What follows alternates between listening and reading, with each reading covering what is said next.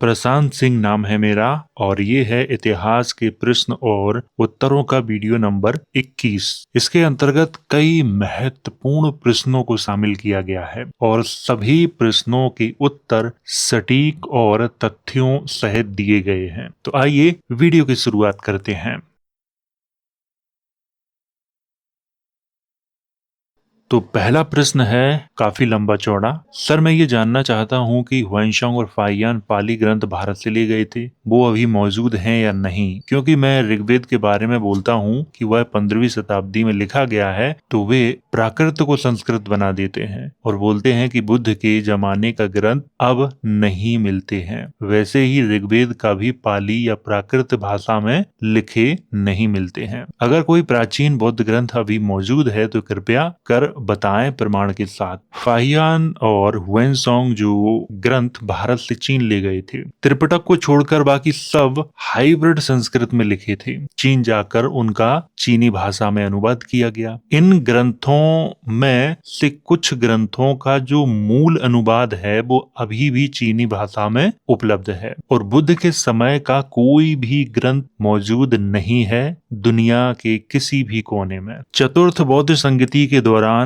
दोबारा से इन ग्रंथों की रचना हुई थी, क्योंकि उस समय तक बौद्ध ग्रंथ नाम मात्र के बचे हुए थे। इसीलिए इन ग्रंथों की दोबारा से रचना कनिष्क के शासनकाल में की गई थी और जो ग्रंथ कनिष्क के शासनकाल में लिखे गए या उसके बाद लिखे गए और उनमें जो बातें लिखी गईं, उन्हीं बातों को हम जानते हैं। वास्तव में बुद्ध के समय की जो घटनाएं हैं उनके बारे में हमारे पास स्पष्ट जानकारी नहीं है। यहाँ तक कि बौद्ध ग्रंथों में जो जानकारी लिखी है वो भी कनिष्क के शासनकाल की ही है, उससे पुरानी नहीं है। प्रथम बौद्ध संगति, द्वितीय बौद्ध संगति, तृतीय बौद्ध संगति, इनके बारे में जानकारी तो हमें मिलती है, लेकिन इनमें जो ग्रंथ लिखे गए वो ग्रंथ अब मौजूद नहीं है। अगला प्रश्न है, सर जी प्रणाम, दो भाषा की राजनीति का जन्म कहाँ से हुआ? देवता और पुरोहित की एक अलग भाषा और जनता की अलग भाषा, ताकि धर्म और शिक्षा पर पुरोहितों का पूरा नियंत्रण रहे। हिंदू धर्म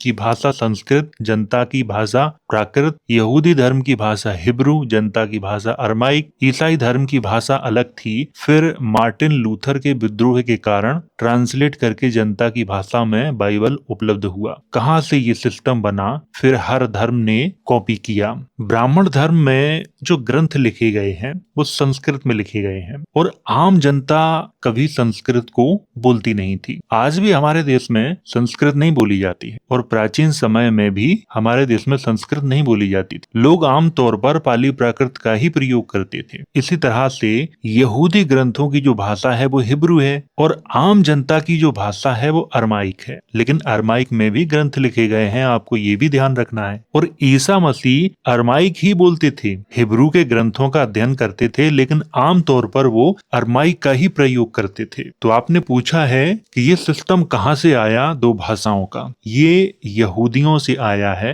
और ये सिस्टम ज्यादा पुराना भी नहीं है, मुश्किल से 2100 वर्ष पुराना है। उससे पहले ऐसा नहीं था हमारे देश में। और ऐसा क्यों किया जाता था कि जो आम जनता की भाषा होती थी, पुरोहित उसका प्रयोग ग्रंथ लिखने में क्यों नहीं करते थे? क्योंकि वो ये बात अच्छे से जानते थे कि अगर आम भाषा का प्रयोग ग्रंथों में किया जाएगा तो आम जनता भी सीख जाएगी। तो आम जनता को देवताओं की असली सच्चाई पता ना चले, धर्म की असली बातें पता ना चले, इसीलिए उन्हें ग्रंथों से दूर रखा जाता था। यही कारण है कि ये दो भाषाओं की जो नीति है वो सबसे पहले यहूदियों ने लागू की थी। बाद में यही यहूदियों की नीति को भारत में भी मान्यता दी गई। अगला प्रश्न है, सर वर्तमान समय में मुखनुमा शिवलिंग पे बहुत बहस चल रही है। क्या आप बता सकते हैं कि सबसे पहले मुखनुमा शिवलिंग कब बना और क्या ये वज्रयानियों की शिल्प कला को देखकर बनाया गया? इस प्रश्न का उत्तर मैं आपको देता हूँ। अगर शिवलिंग के इतिहास की बात करें तो ये एक अलग इतिहास है, लेकिन आपने केवल यहाँ पर जो पूछा है मैं उसी का उत्तर देने वाला हूँ। ये पूरी परंपरा कहाँ से आई ये एक प्रश्न अलग हो जाएगा। आपने पूछा है मुखनुमा जो शिवलिंग है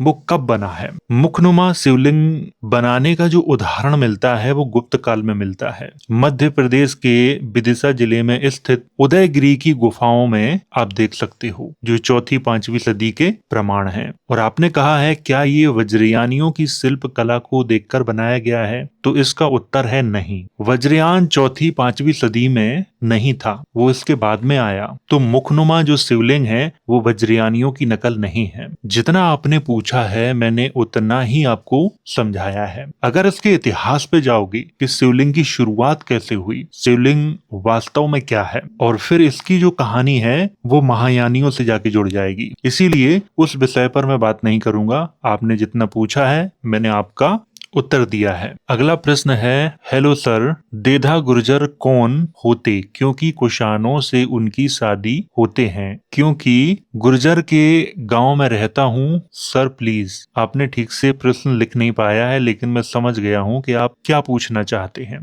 देढ़ा गुर्जरों के बारे में ये पूछना चाहते हैं। हिंदी में उन्हें यही कहा जाता है। ये गुर्जरों का एक प्रमुख गोत्र है और अधिकतर जो लोग हैं इस गोत्र के वो हरियाणा, राजस्थान, पश्चिमी उत्तर प्रदेश और दिल्ली में दिखाई देते हैं। कुषाण साम्राज्य का जो मुख्य क्षेत्र था वो गांधार, पंजाब, हरियाणा, राजस्थान, दिल्ली, पश्चिमी उत्तर प्रदेश ये वाला था। और गुर्जरों का जो उदय हुआ है वो भी इसी भौगोलिक क्षेत्र में हुआ है। इसीलिए गुर्जरों की कुछ वंशावलियां कुषाण राजवंश को अपना पूर्वज स्वीकार करती हैं। गुर्जरों के कुछ गोत्र हैं जो कुषाणों से मेल खाते हैं, ये सही है, लेकिन सारे गुर्जरों के मेल नहीं खाते हैं। आप गुर्जरों के गोत्रों को देखना, कुछ गोत्र ऐसे हैं जो सीधे सीधे कुषाणों से मेल खाते हैं, और जो कुषाणों से मेल खाते हैं वही कुषाणों के वंशज हैं। कुछ गुर्जरों के गोत्र हूणों से मेल खाते हैं, और कुछ गुर्जर ऐसे हैं जिनके गोत्र ना तो हूणों से मेल खाते हैं और ना ही कुषाणों से मेल खाते हैं। ये भी आपको ध्यान में रखना है। तो उम्मीद है आपको उत्तर मिल गया होगा। अगला प्रश्न ये है, और इसमें इन्होंने पूछा है शीतला माता के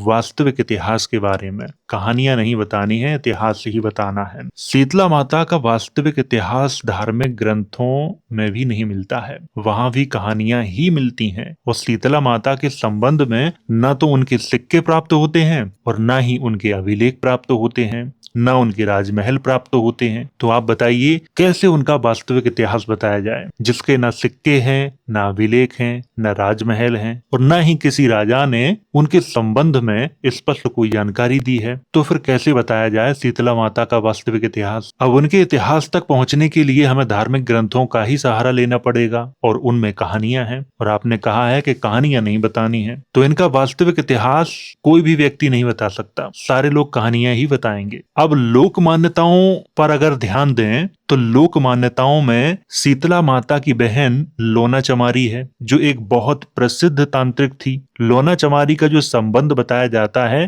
पंजाब से और असम से बताया जाता है, और लोना चमारी का जो समय है वो स्पष्ट रूप से मिलता है 10वीं सदी के आसपास का। और बाकी जो इतिहास है वो एक रिसर्च का विषय है, रिसर्च करनी पड़ेगी, तभी इस विषय पर कोई जानकारी दे सकूंगा। शीतला माता, लोना चमारी, इन पे हमारी कोई रिसर्च अभी है नहीं, क्योंकि इनके संबंध में कोई स्पष्ट जानकारी नहीं मिलती है। हाँ, कुछ जानकारी उपलब्ध है हमारे पास, लेकिन वो धार्मिक ग्रंथों से है, लोक मान्यताओं से है, और अंग्रेजों के समय में कुछ बुकें लिखी गई हैं उन पर आधारित है। और उन बुकों में जो जानकारी दी गई है वो जानकारी भी लोक मान्यताओं पर ही आधारित है। तो वास्तविक इतिहास किसी के पास नहीं है इनका। कभी कभी हमें कुछ इतिहास को जानने के लिए कहानियों का अध्ययन भी करना पड़ता है। हर कहानी झूठी नहीं होती है और हर कहानी सच्ची भी नहीं होती है। अगर किसी महापुरुष का या किसी देवी का या किसी देवता का कोई इतिहास नहीं मिलता है तो धार्मिक ग्रंथों में उनके संबंध में जो कहानी प्रचलित होती है हमें उसी पर विश्वास करना पड़ता है, क्योंकि वास्तविक इतिहास उनका उपलब्ध नहीं है। इसी तरह शीतला माता का वास्तविक इतिहास उपलब्ध नहीं है। इनके वास्तविक इतिहास को जानने के लिए आपको रिसर्च करनी पड़ेगी, और रिसर्च में बहुत समय लगता है और बहुत पैसा भी खर्च होता है। तो ये काम बिल्कुल भी आसान नहीं है। अगला प्रश्न है, सर क्या सम्राट अशोक का प्रभाव अफ्रीका महाद्वीप पर था क्या? सम्राट अशोक के 13वें स्तंभ लेख के अनुसार उन्होंने एक धम्मदूत को टॉलमी द्वितीय के यहाँ भेजा था, जो मिस्र का उस समय का राजा था, और उसने अशोक के धम्म को स्वीकार भी किया था। तो अशोक ने मिस्र तक अपने धम्मदूतों को भेजा था। यहाँ तक तो बात सही है अगर आप ये कहें कि पूरे अफ्रीका महाद्वीप पर अशोक का प्रभाव था तो ये कहना बिल्कुल गलत होगा। और अशोक का जो धम्म था वो बिल्कुल अलग था। अशोक के धम्म को ग्रीक तक के राजाओं ने स्वीकार किया है और इस बात की जानकारी उनके लेखों से प्राप्त होती है। तो ये आपको यहाँ पे ध्यान रखना है कि पूरे अफ्रीका महाद्वीप की अगर बात की जाए तो ऐसा नहीं था। अगर मिस्र तक की बात की जाए तो उनके अभिलेख के अनुसार ऐसा था। अगला प्रश्न है, सर कंतारा की रियल स्टोरी माइथोलॉजी पे बेस्ड है या फैक्ट पे? कंतारा शायद आप मूवी की बात कर रहे हैं। कंतारा मूवी में क्या दिखाया गया है मुझे नहीं पता, क्योंकि मैं मूवी देखना पसंद नहीं करता हूँ। मूवी भ्रमित करती हैं, उनमें कोई इतिहास नहीं होता है। 2 घंटा आप मूवी में बर्बाद करोगे, इससे अच्छा है कि आप 2 घंटा किसी बुक का अध्ययन कर लें, वहां पर आपको अच्छी जानकारी मिल जाएगी। हाँ, मैं आपको इतना बता सकता हूँ कि जो कंतारा शब्द है ये किस भाषा का है, ये पाली प्राकृत का है, इतना आपको बता सकता हूँ। अगला प्रश्न है, सर जी खटीक जाति का इतिहास बता दीजिए। खटीक जाति के संबंध में मैं आपको कुछ किताबें बता रहा हूँ, आप उनका अध्ययन कर लीजिए, क्योंकि जाति के संबंध में मैं अभी वीडियो नहीं बना रहा हूँ। तो मैं आपको इसका कारण बता चुका हूँ कि जाति के संबंध में वीडियो बनाना आसान नहीं है। आप उनका रियल इतिहास बता दोगे, कुछ लोगों को बुरा लग जाएगा, उनकी भावनाएं आहत हो जाएंगी, और भावनाओं को आहत करना मेरा उद्देश्य नहीं है। मेरा उद्देश्य है आप तक जानकारी पहुंचाना, और ऐसी जानकारी पहुंचाना कि जिससे किसी की भावनाएं आहत ना हो। एक बुक का नाम है खटीक समाज का इतिहास, रामनिवास खटीक के द्वारा ये लिखी गई है, तो आप इसका अध्ययन कर सकते हो। और दूसरी बुक है scheduled castes and tribes of India, KS. Singh की है ये, इसमें भी अच्छी जानकारी मिलती है। खटीक शब्द बहुत प्राचीन है, क्योंकि यह शब्द पाली प्राकृत भाषा से लेकर संस्कृत तक में दिखाई देता है। यहाँ तक कि बौद्ध जातक कथाओं में भी ये शब्द मिलता है। इस जाति के लोग प्राचीन समय में खेती का कार्य करते थे, कुछ लोग सब्जियां उगाते थे, कुछ लोग फलों का व्यापार करते थे, और कुछ लोग मांस के विक्रेता थे। तो इस तरह इस जाति का जो इतिहास है वो मिलता है। तो उम्मीद है आपको उत्तर मिल गया होगा। ये है अगला प्रश्न, सर बुद्ध के समय में क्या कोई विदेशी मौजूद थे? दूसरा प्रश्न, पेशवाओं का भारत आने का समय क्या था? तीसरा प्रश्न, और महारों को अछूत कब बनाया गया, किसके समय में बनाया गया? ये 3 प्रश्न हैं इनके। और मैं आप लोगों से कई बार ये बात कह चुका हूं कि अगर आप प्रश्न पूछना चाह रहे हैं तो एक प्रश्न पूछें, उसका सटीक उत्तर दिया जा सकता है। 3, 4, 5, 6 इस तरह के प्रश्न पूछेंगे, बहुत छोटे छोटे उत्तर मिलेंगे आपको, क्योंकि प्रश्न पूछने वाले बहुत लोग हैं और जिसके प्रश्न को शामिल नहीं किया जाता है वो बेचारा नाराज हो जाता है। इसीलिए मुझे अधिकतर प्रश्न शामिल ही करने पड़ते हैं, बहुत सारे प्रश्न छूट जाते हैं। तो आप लोगों से गुजारिश है कि एक एक प्रश्न पूछा करें, ताकि और लोग जो प्रश्न पूछते हैं उनके प्रश्न को भी वीडियो के अंदर शामिल किया जा सके। आपने जो 3 प्रश्न पूछे हैं मैं उनका उत्तर आपको देता हूँ। आपने पहले पूछा है कि बुद्ध के समय में क्या कोई विदेशी मौजूद थे, तो इसका उत्तर है हाँ, लेकिन वो कश्मीर वाले क्षेत्र में थे। कौन थे? वो यहूदी थे। असीरियन राजाओं ने यहूदियों के साम्राज्य को तबाह कर दिया था। यहूदी यहाँ वहाँ भाग रहे थे, कुछ यहूदियों को जेल में डाल दिया गया था और कुछ यहूदी भाग के भारत के कश्मीर आए थे, और उस समय उन्हें बौद्धों ने ही शरण दी थी। और इसका उल्लेख योजेफ बानास की बुक यरूशलेम से कश्मीर तक में किया गया है, जिसमें बताया गया है कि ईसा मसीह कश्मीर आए थे यहूदियों की जनजातियों को ढूंढने के लिए। काफी समय तक वो कश्मीर में रुके भी थे, उनकी मृत्यु भी वहीं हुई थी। ये सारा जो विवरण है वो उसी बुक में मिलता है। इसके संबंध में मैं वीडियो पहले ही बना चुका हूं, तो आप लोग उन्हें देख सकते हो। अगला आपने प्रश्न पूछा है कि पेशवाओं का भारत आने का समय क्या था। इस प्रश्न का जवाब देना बहुत कठिन कार्य है, क्योंकि मुगल काल तक ईरान से लोग भारत में आके बसे हैं, इसीलिए समय की जो जानकारी है वो किसी के पास नहीं है, और ना ही इनका स्पष्ट रूप से कोई उल्लेख मिलता है। लेकिन इनके कार्यों से ये स्पष्ट जानकारी हो जाती है कि इनका संबंध ईरान से है। और तीसरा जो प्रश्न है, महारों को अछूत कब बनाया गया, किसके समय में बनाया गया? महारों को अछूत बनाने का जो उल्लेख है वो भक्ति काल में दिखाई देता है। संत ज्ञानेश्वर, नामदेव, चोखा मेला के पदों में महार समुदाय को अछूत बताया गया है। उससे पहले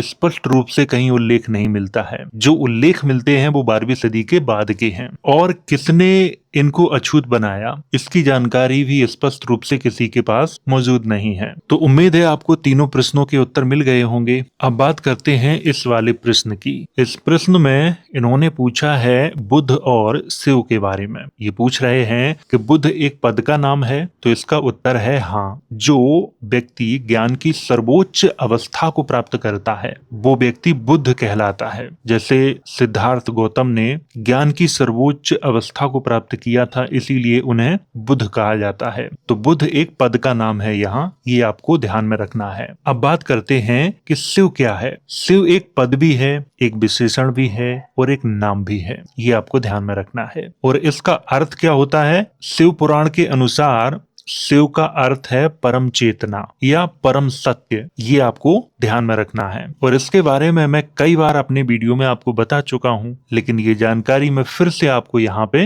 दे रहा हूँ। अगला प्रश्न है, हेलो डियर अतीश सर, कृपया मुझे सरयू पारीन ब्राह्मणों का इतिहास बताने का कष्ट करें। सरयू पारीन और सकल द्वीपी कौन श्री राम के असल वंशज हैं? सरयू पारी ब्राह्मण उन्हें कहा गया है जो सरयू नदी के उस पार के लोग थे, उन्हें सरयू पारी ब्राह्मण कहा गया है। इनका जो मुख्य क्षेत्र था वो कौशल राज्य था, जिसके अंतर्गत अयोध्या आती है, और इनका जो संबंध रहा है वो अयोध्या से रहा है। साकल द्वीपीय ब्राह्मणों की जो परंपरा है वो अयोध्या से लेकर गांधार तक विस्तृत थी, और इनका जो प्रमुख गढ़ था आज का जो पाकिस्तान का सियालकोट है वहां पे था। इसीलिए सियालकोट का जो प्राचीन नाम है वो साकल ही है। आप लोगों ने इतिहास में पढ़ा होगा। और इसके संबंध में ऐसा बताया जाता है कि एक ऋषि थे, इनका नाम भी यही था, और वो ऋषि भी वहीं के रहने वाले थे, इसीलिए ये प्रमुख स्थान था इनके लिए।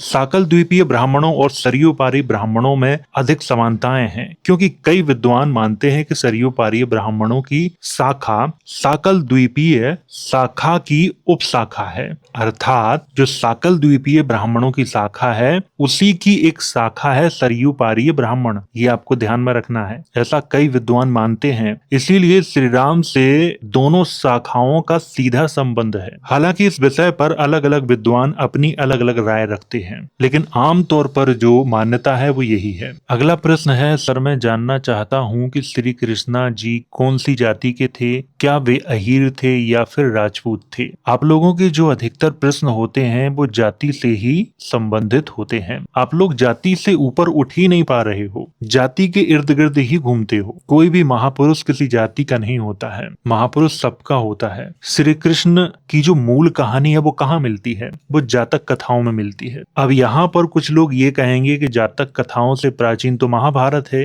तो ये आपकी गलतफहमी है। महाभारत जातक कथाओं के बहुत बाद में लिखा गया है। सार्वजनिक तौर पर और जो विद्वान वर्ग है वो यही मानता है कि जातक कथाएं महाभारत से बहुत प्राचीन है, और श्री कृष्ण की जो मूल कहानी है वो जातक कथाओं में ही मिलती है। और जातक कथाओं में श्री कृष्ण को न राजपूत कहा गया है न अहीर कहा गया है, तो जाति का प्रश्न ही समाप्त हो जाता है। और भगवानों को जाति से जोड़ने की जो परंपरा है वो अंग्रेजों के समय की है। अंग्रेजों के समय से पहले ऐसा सिस्टम नहीं था। मैं आप लोगों से सिर्फ इतना ही कहूंगा कि श्री कृष्ण ना तो अहीर थे और ना ही राजपूत थे। लोगों की मान्यता है, वो मानते हैं, ये उनका व्यक्तिगत मामला है। अगला प्रश्न है, सर आप मेरे सवालों का जवाब क्यों नहीं देते हो? आपसे मैंने कितनी बार पूछ लिया। मितानी इंस्क्रिप्शन में मिले इंडो आर्यन शब्दों के बारे में ये पूछना चाहते हैं। मैं समझ गया हूँ कि ये क्या प्रश्न पूछना चाह रहे हैं। इस पर मैं पहले ही वीडियो बना चुका हूँ, शायद आपने देखा नहीं है। मितानी लेखों में जो शब्द पाए जाते हैं वो भारत से वहां नहीं गए हैं, बल्कि वहां से भारत में आए हैं। ये मैं कैसे कह रहा हूं कि वहां से भारत में आए हैं? क्योंकि सबसे जो प्राचीन प्रमाण हैं वो तुर्की में ही मिलते हैं,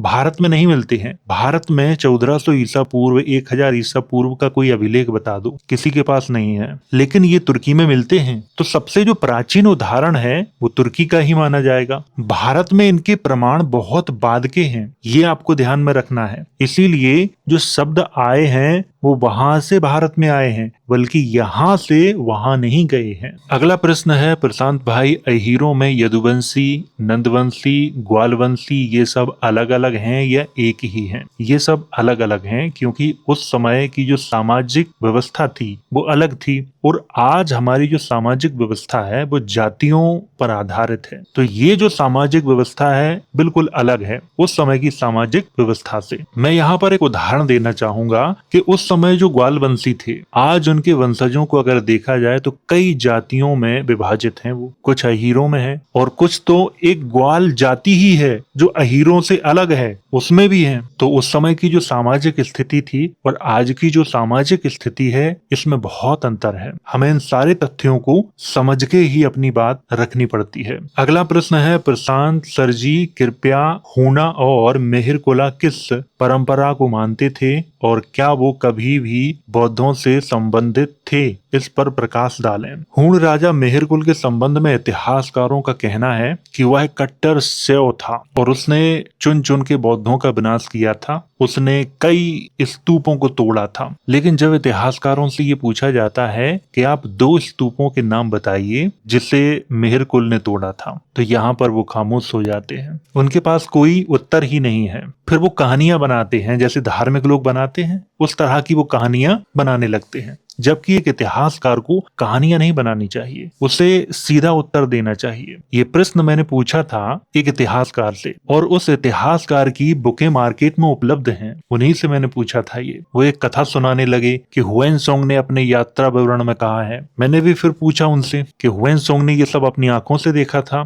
तो कहने लगे कि हुएनसोंग ने भी सुनी सुनाई बातों को अपनी किताब में लिखा है, ना कि प्रत्यक्ष प्रमाण के तौर पर उसने देखा है। हुएनसोंग ने जो कहानी लिखी है मेहरकुल के बारे में वो अलग है। वहां पर भी अगर आप ध्यान से पढ़ोगे तो मेहरकुल एक महायानी राजा था बालादित्य, उससे वो अपना वैवाहिक संबंध बनाता है। ये कहानी आई है, फिर तो वो महायानी निकला। और हूणों के सिक्कों पर अगर आप ध्यान से देखोगे तो बुद्ध का धम्म चक्र बना हुआ है। अभी कमेंट बॉक्स में कुछ लोग आकर ज्ञान देंगे कि आप तो बौद्धों के ही पक्ष में बोलते हो। जिसके प्रमाण होते हैं उसी की तरफ बोलना पड़ता है, जिसके प्रमाण नहीं होते हैं उसकी तरफ कैसे बोलूं? मैं अपनी तरफ से कोई झूठा प्रमाण प्रस्तुत कर दूं, ऐसा मैं नहीं कर पाऊंगा। जो सत्य है वो सत्य है और जो असत्य है वो मेरी तरफ से भी असत्य ही है, आप मानो या ना मानो। और मैं किताबों में लिखे हुए इतिहास पर कम भरोसा करता हूँ। मैं पुरातात्विक प्रमाणों पर ज्यादा विश्वास करता हूँ, अभिलेखों में लिखी हुई बातों पर ज्यादा विश्वास करता हूँ। सिक्कों पर क्या लिखा है, किसकी आकृतियां हैं, उन पर भरोसा करता हूँ। हूणों के सिक्के आज भी मौजूद हैं, आप जाओ और उन्हें देख सकते हो। तो उम्मीद है आपको उत्तर मिल गया होगा।